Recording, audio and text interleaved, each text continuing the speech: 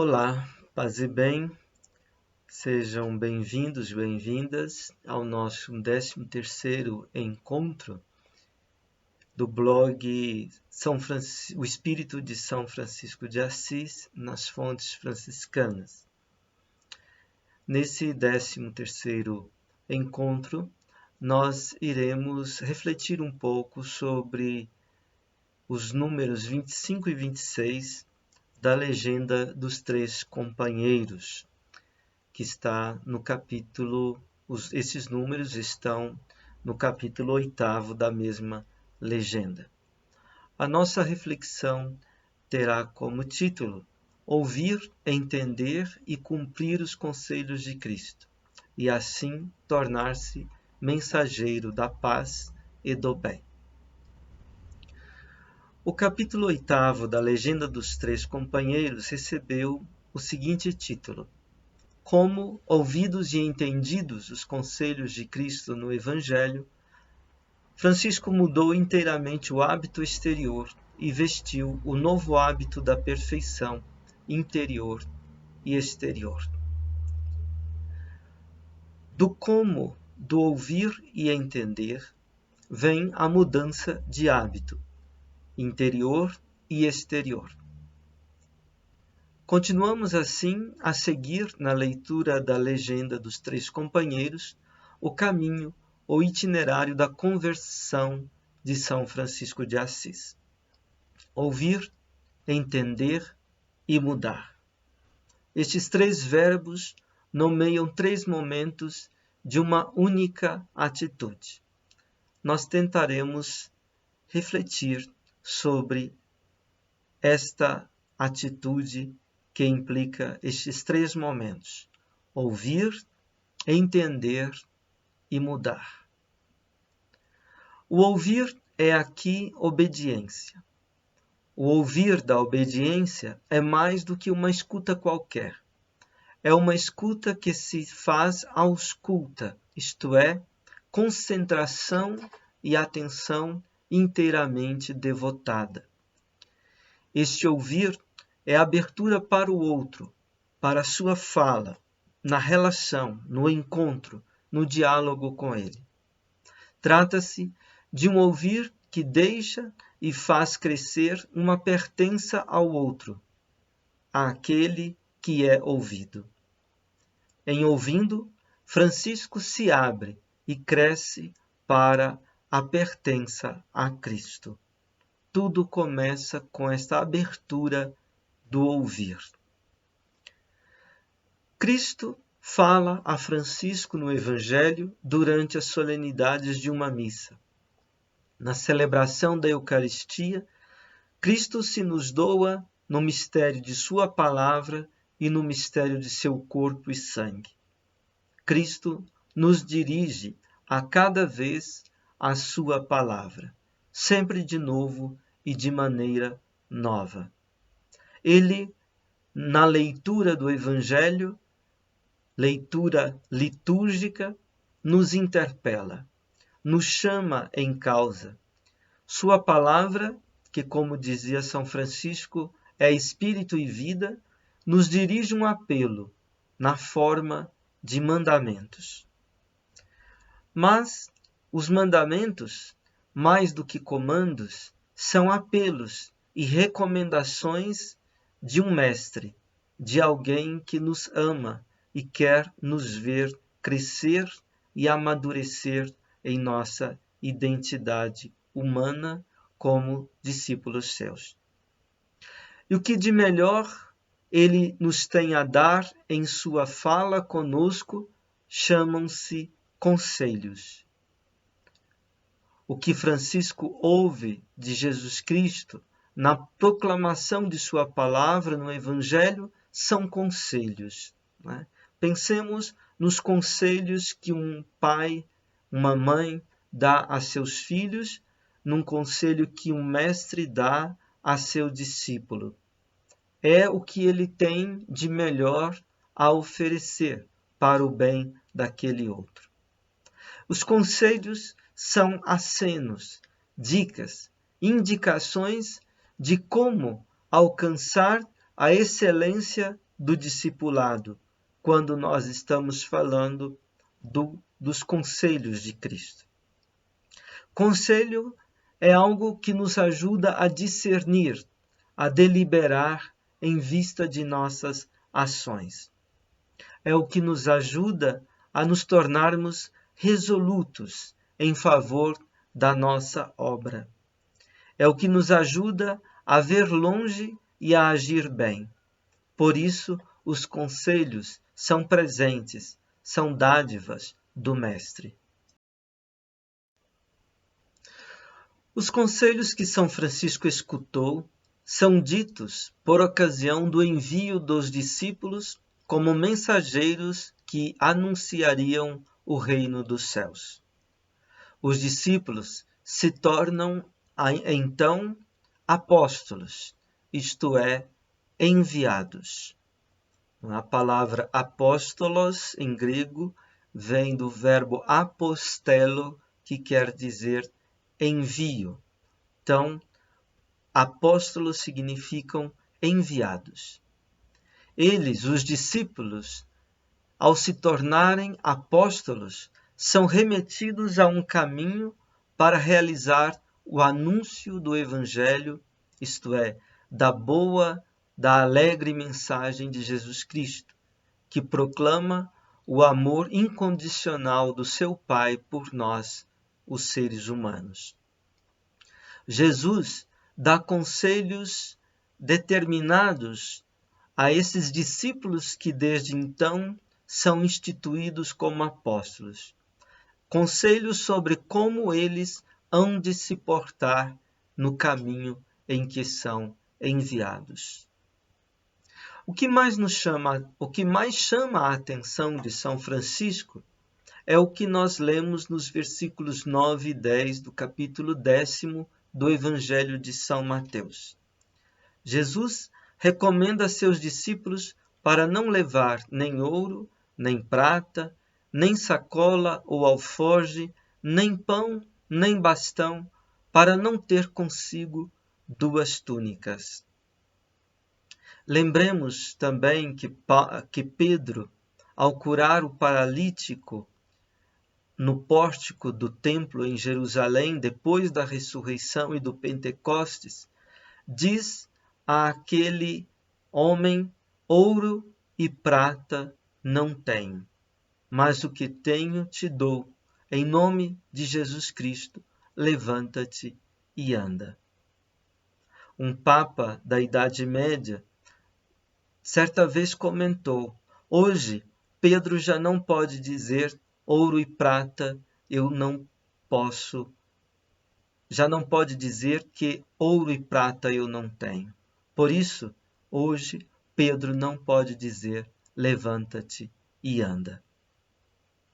Era a situação de uma igreja que estava preocupada com a riqueza e com o poder e que esquecera a pobreza evangélica. São Francisco, porém, redescobre esta pobreza evangélica, a pobreza dos apóstolos, a pobreza de Pedro, de Paulo e a pobreza dos 12. E Francisco se entusiasma com esta descoberta. Isto que Francisco ouviu, ele quis entender. E aqui vem o segundo verbo importante da nossa reflexão. Ouvir é o primeiro verbo, o segundo verbo, entender. Quando nos chega aos ouvidos a fala de alguém e nós não somos capazes de ouvir nitidamente, nós dizemos que não entendemos o que aquela pessoa disse. Nós só ouvimos plenamente quando nós entendemos aquilo que nós ouvimos. Isto é, quando nós nos tornamos capazes de compreender, capazes de deixar, aclarar, ressoar de uma maneira nítida aquilo que nós ouvimos. É o que São Francisco procura.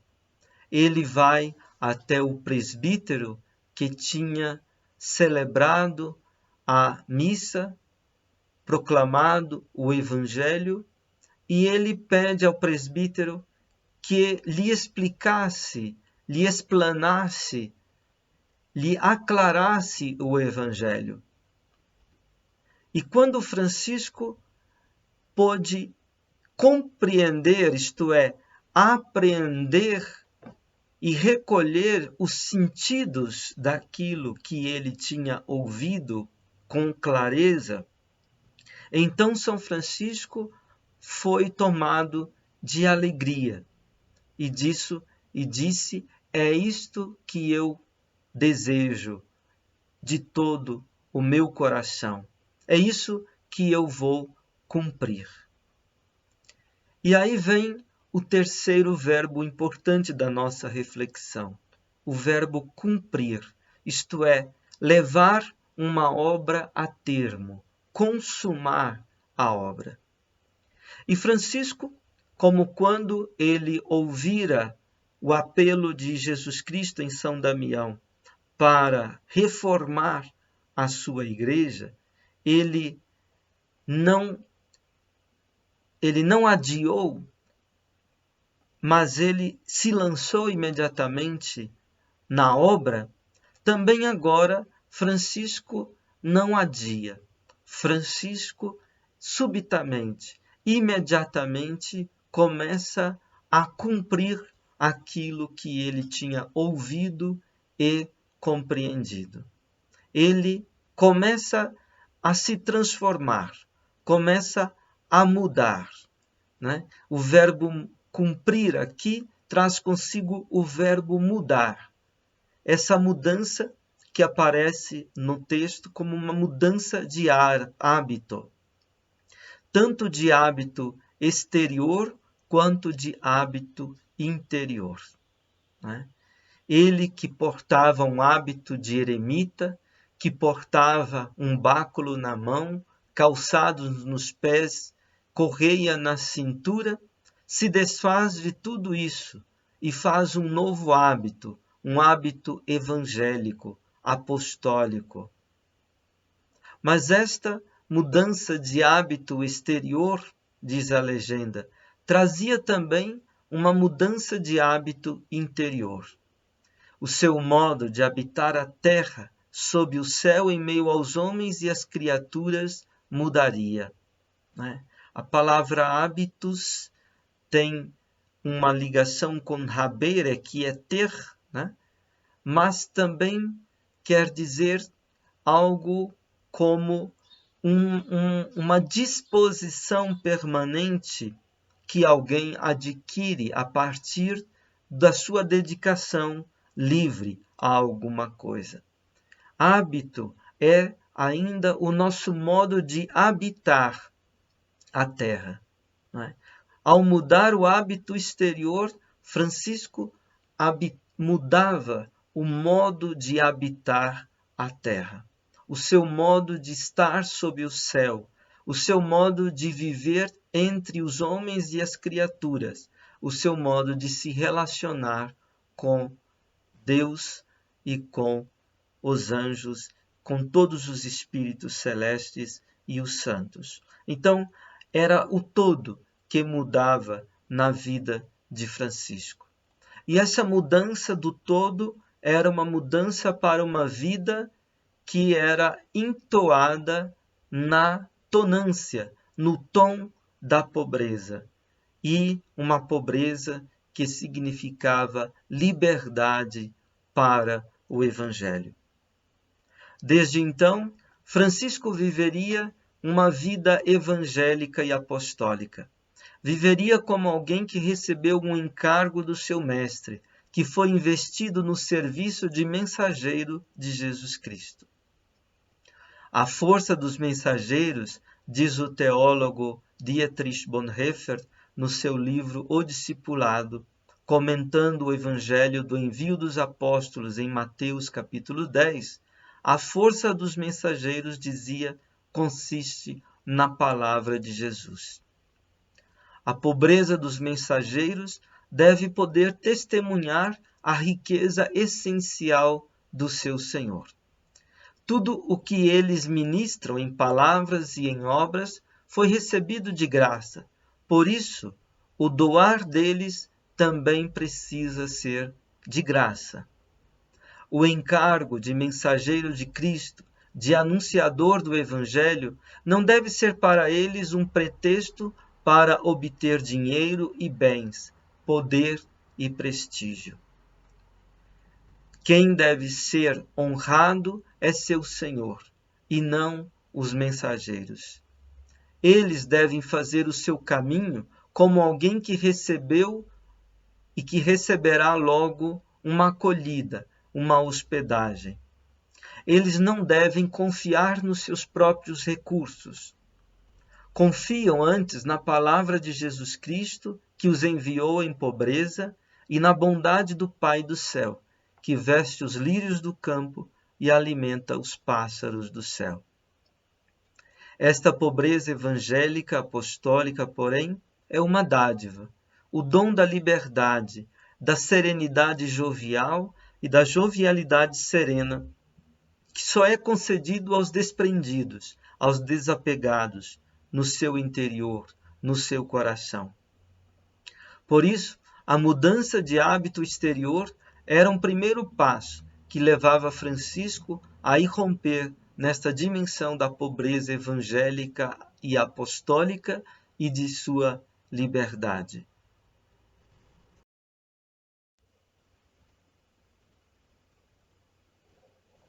A legenda diz que Francisco, por instinto divino, começou a ser anunciador da perfeição evangélica e, de modo simples, a pregar em público a penitência.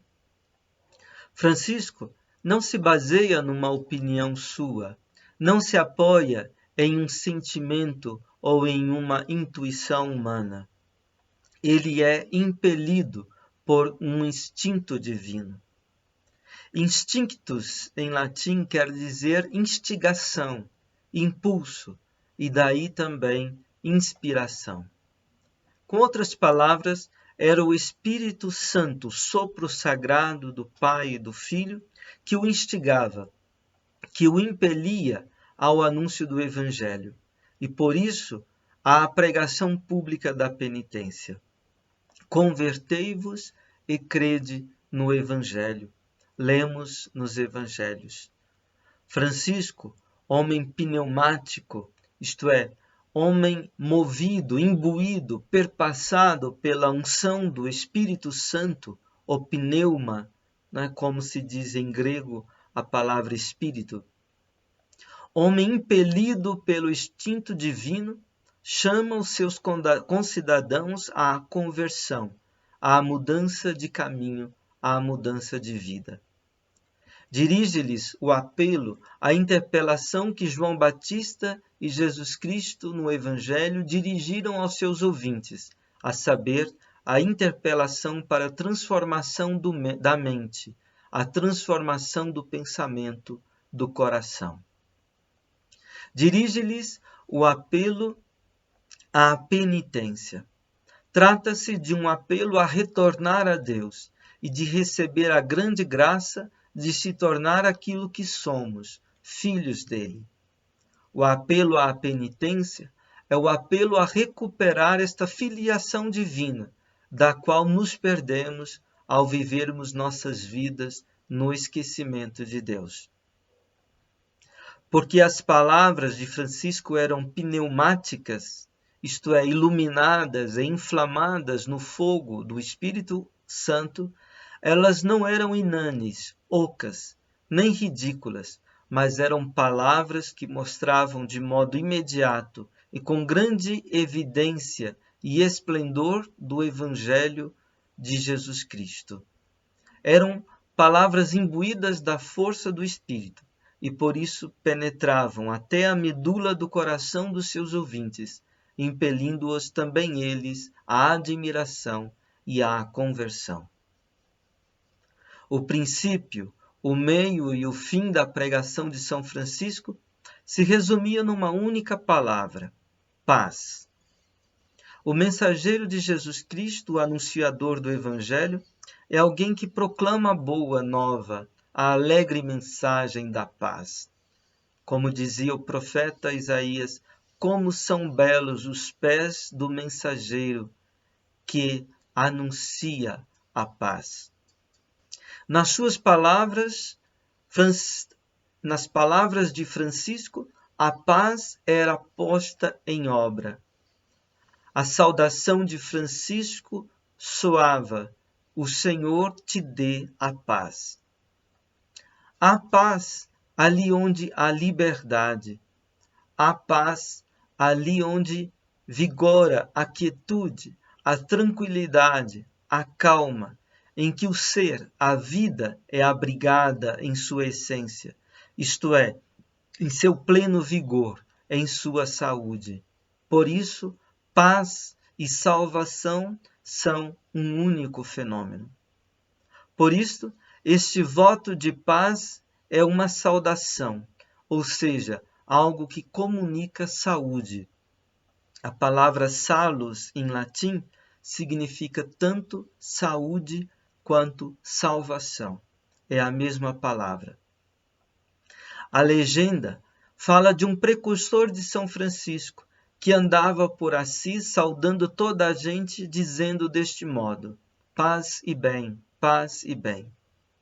Assim como Jesus Cristo tivera em João Batista um precursor, a legenda quer nos fazer entender que assim também São Francisco tivera naquele homem que saudava com esta saudação de paz e bem, e que depois tinha desaparecido, um precursor.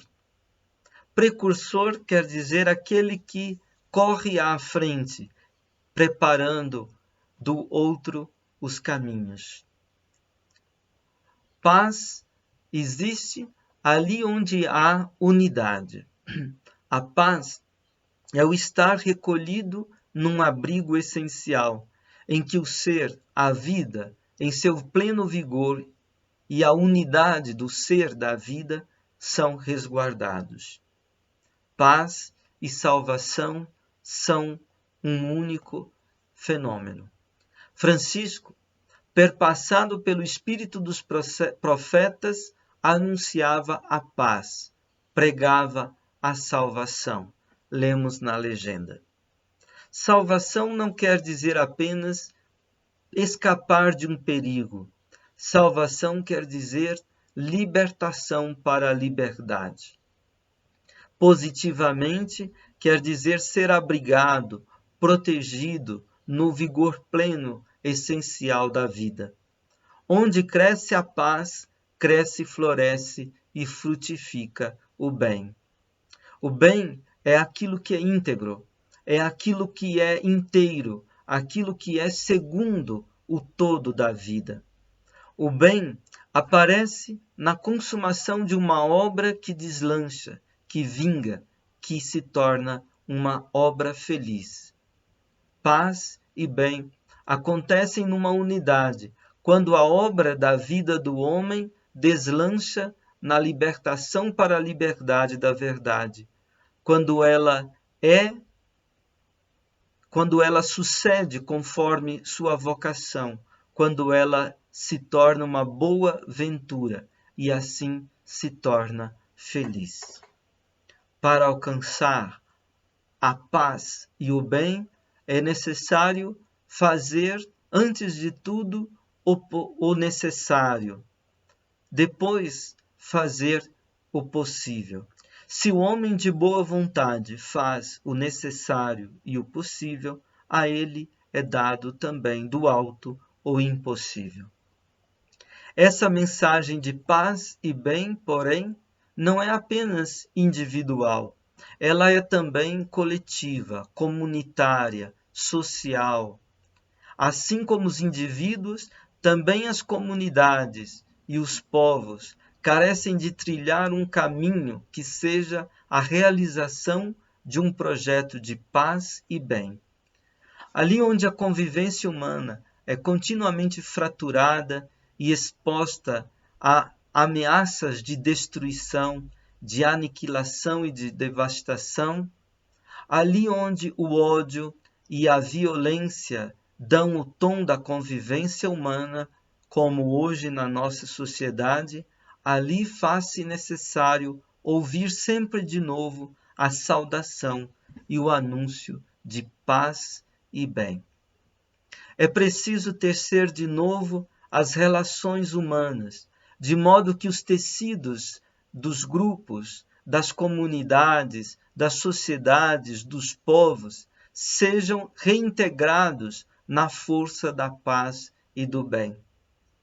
São Francisco, nas comunas e nas cidades aonde ele ia, sempre de novo era um portador da paz, sempre de novo era um artesão da paz, um homem que impelia seus próximos a se unirem na busca da paz e do bem.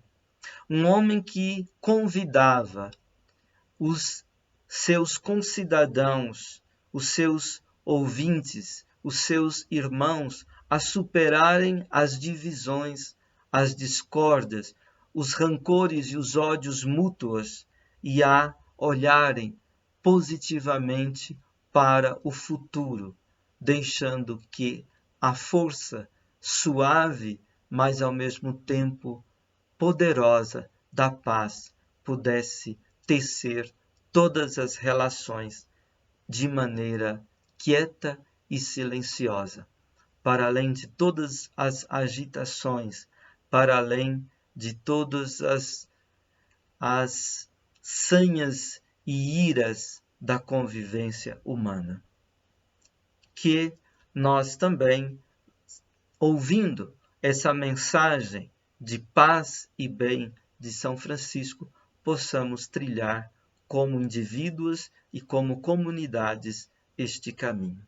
Paz e bem.